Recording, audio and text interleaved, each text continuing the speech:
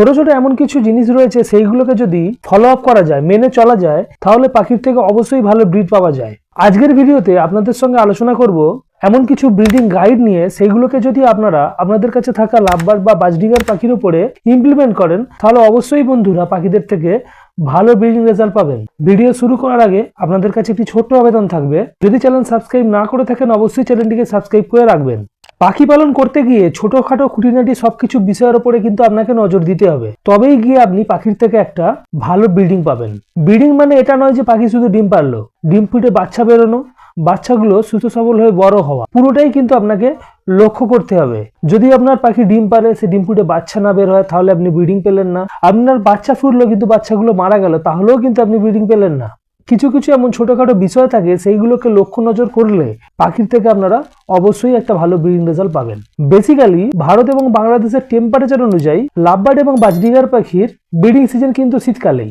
গরমকালে আমরা পাখিদের থেকে ব্রিডিং নিতে পারি না। এই কারণে প্রচন্ড গরমের জন্য পাখিদের থেকে ব্রিডিং নিতে গেলে পেরেন্টস পাখি কিন্তু মারা যায়। কারণ প্রচন্ড গরমে পাখি যখন বক্সে বা হাঁড়ির ভিতরে থাকবে, ডিমকে ইনকিউব করবে, সেই সময় কিন্তু পাখির হিটস্ট্রোক হয়ে যায়। সেই জন্য আমরা কি করি, পাখিদের থেকে গরমকালে ব্রিড নিই না, শুধুমাত্র আমরা শীতকালেই বাজরিগার এবং লাভবার্ড পাখির থেকে ব্রিডিং নিয়ে থাকি। পাখির থেকে ব্রিডিং নেওয়ার আগে নেসেসারি কয়েকটা জিনিস রয়েছে, সেইগুলোকে অবশ্যই মানতে হবে আপনাকে। সেইগুলো যদি না মানেন তাহলে পাখিদের থেকে ব্রিডিং নেওয়া সম্ভব নয়। প্রথমে সেইগুলো আগে জেনে নিন। প্রথম যে জিনিসটা, আপনার কাছে থাকা জোড়া পাখির মেল ফিমেল কনফার্ম হওয়া দরকার।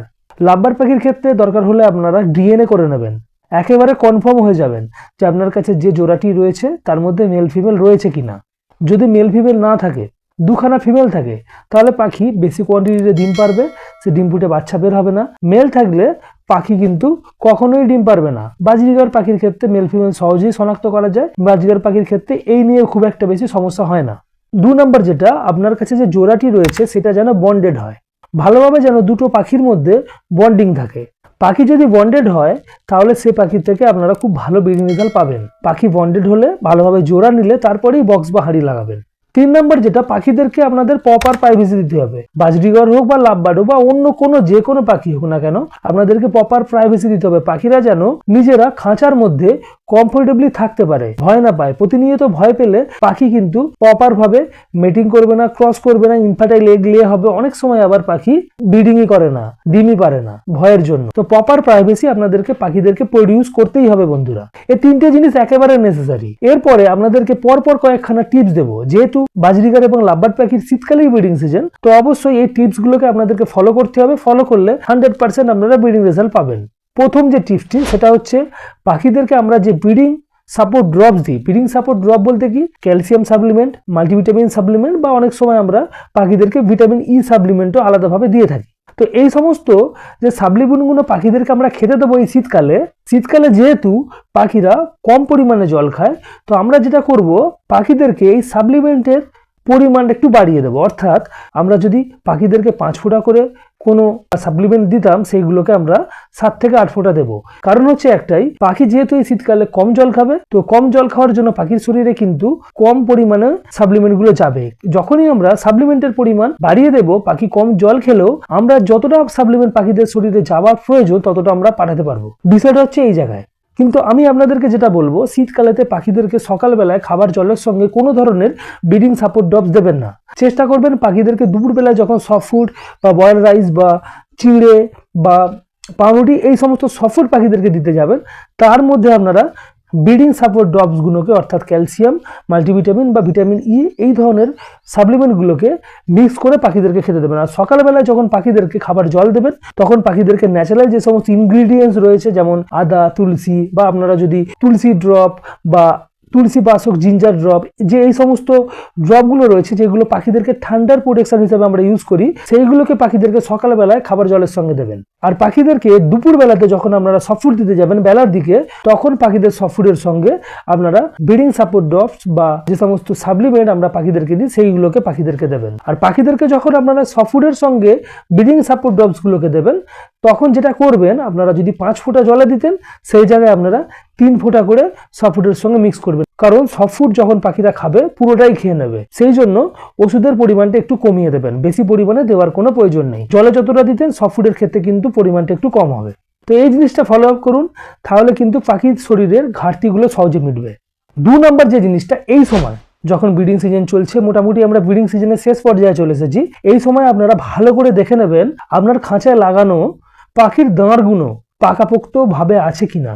যদি দেখেন যে নড়বড়ে হয়ে আছে, সেইগুলোকে ঠিক করে দেবেন। যদি নড়বড়ে দাঁড় থাকে তাহলে পাখি কখনোই সফলভাবে মেটিং বা ক্রস করতে পারবে না। যদি ইন্টারাপ্টেড ক্রস বা মেটিং হয় তাহলে পাখিরা কিন্তু ইনফার্টাইল এগ লে করবে, আপনার ব্রিডিং খারাপ হবে। তো সেই জন্য অবশ্যই এই সময় পাখিদের বসার দাঁড়গুলোকে বা স্টিকগুলোকে ভালো করে চেক আউট করুন। যদি নড়বড়ে থাকে তাহলে সেগুলোকে শক্তপোক্তভাবে লাগিয়ে দিন। 3 নম্বর যেটা, এই সময় পাখিদেরকে আপনারা যে সফট ফুড দেবেন, সফট ফুডকে ডবল দেবেন। ডবল বলতে এই নয় যে পাখিদেরকে আপনারা আগে 50 গ্রাম দিতেন এখন 100 গ্রাম দেবেন, বিষয়টা সেটা নয়। আপনারা বারে ডবল দেবেন, অর্থাৎ দিনে যদি আগে একবার দিতেন, এই সময় অর্থাৎ এই ব্রিডিং সিজন শীতকালেতে পাখিদেরকে 2 বার দেবেন। প্রচন্ড শীতে কিন্তু, যখন প্রচন্ড শীত থাকবে, একেবারে টেম্পারেচার আন্ডার কন্ট্রোল থাকবে না, তখন দরকার হলে সফট ফুড দেবেন না। কিন্তু এখন মোটামুটি টেম্পারেচার আবার নর্মাল হয়েছে, এই সময় পাখিদেরকে আপনারা দিনে 2 বার করে সফট ফুড দেবেন। সফট ফুড পাখিরা যত পরিমাণে খাবে, পাখিদের শরীরের প্রয়োজনীয় ঘাটতিগুলো এই সফট ফুড থেকে অনেকটা মিটে যাবে।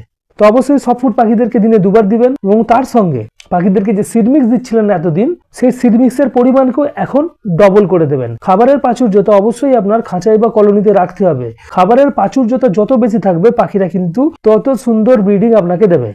4 নম্বর টিপসটি খুব গুরুত্বপূর্ণ। এই সময় আপনার পাখির খাঁচা বা কলোনিকে পরিষ্কার পরিচ্ছন্ন অবশ্যই আপনাকে রাখতে হবে। তার সঙ্গে সঙ্গে পাখির বক্স, লাভবার্ড পাখি হলে তার নেস্টিং, বাজরিগার পাখির হাঁড়ি বা বক্সের ভিতরে যে পাখি পায়খানা করে, পুরো জিনিসটাকেই আপনাকে লক্ষ্য নজর রাখতে হবে। প্রপার টাইমে সেইগুলোকে পরিষ্কার করে দিতে হবে। পাখিরা যেন সহজে রোগাক্রান্ত না হয়। পাখি যদি রোগাক্রান্ত হয় তাহলে পাখি মারা যাবে, তার বাচ্চাকে খাওয়াবে না, বাচ্চা মারা যাবে, আপনার আলটিমেটলি ব্রিডিং খারাপ হবে। অবশ্যই পরিষ্কার পরিচ্ছন্নতার দিকে এই সময় আপনাকে বিশেষ নজর রাখতে হবে।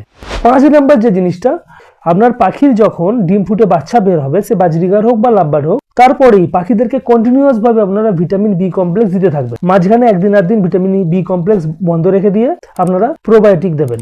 এতে পাখির বাচ্চার মৃত্যুর হার কমে যাবে। তারপরে আপনার পাখির বাচ্চাগুলো যখন পিন ফেদার বের হবে, তখন কন্টিনিউয়াস ভাবে পাখিদেরকে ক্যালসিয়াম খেতে দেবেন।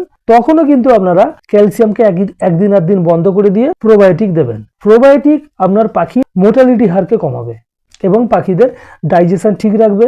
ডাইজেশন জনিত যে সমস্ত ইস্যু আছে সেইগুলো কিন্তু সহজে হবে না। তো বেসিক্যালি আপনাদেরকে এই কটা টিপসকে প্রপারভাবে ফলো আপ করতে হবে। তার সঙ্গে সঙ্গে শীতকালীন যত্নের মধ্যে যে সমস্ত জিনিসগুলোকে রয়েছে, যে পাখিদের শরীরে ঠান্ডা বাতাস না লাগে সেটাকে আপনাকে নিশ্চিত করতে হবে।